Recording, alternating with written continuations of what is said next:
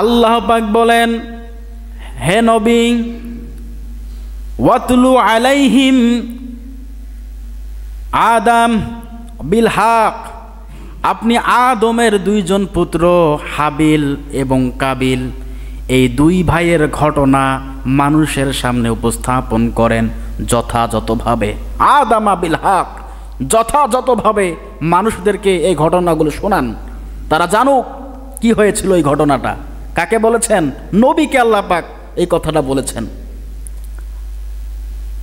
কাবিল হাবিলের সাথে শত্রুতা শুরু করে দিল, হিংসা বিদ্বেষ শুরু করে দিল যে না, আমি মানব না। আদম আলাইহিস সালাম পুত্রদেরকে নির্দেশ দিলেন, তোমরা কোরবানি দাও। তো হাবিল ছিল পশুপালক, অর্থাৎ তিনি পশুপালন করতেন, আর কাবিল ছিল ক্ষেতের মধ্যে কাজ করতেন, কৃষিকাজে তিনি নিয়োজিত ছিলেন। তো এখন সিস্টেম আলাদা, পশু ছাড়া কোরবানি হয় না। আর ওই জামানায় ক্ষেতের শস্য, ফসল, সবজি এসবও কোরবানি হতো।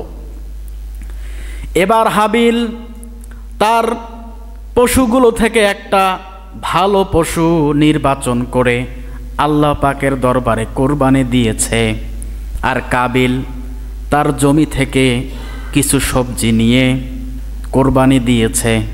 তো আবার ভালো কোনো সবজি দেয় নাই, ভালো কিছু দেয় নাই, একদম নিম্নমানের যেটা সেটা কোরবানি দিয়েছে। ওই জামানার সিস্টেম ছিল, যার কোরবানি আমার আল্লাহ পাক রব্বুল আলামিন কবুল করবে, আসমান থেকে একটা আগুনের ঝলক দিয়ে ওই কোরবানির বস্তুটাকে আল্লাহ পাক জ্বালিয়ে দেবে, আর মানুষ সেটা দাঁড়িয়ে দাঁড়িয়ে দেখবে।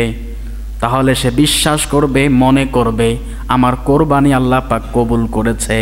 স্পষ্ট আল্লাহ পাক নিদর্শন দিয়ে দিয়েছিলেন ওই সময়।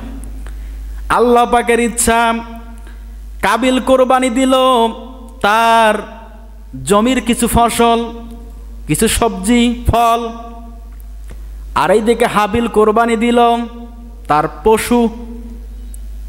পশুগুলোর মধ্যে একটা ভালো মানের পশু।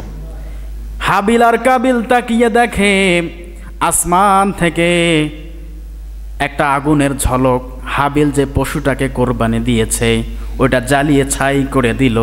হাবিল নিশ্চিত হয়ে গেল আমার কোরবানি আল্লাহ পাক কবুল করেছে।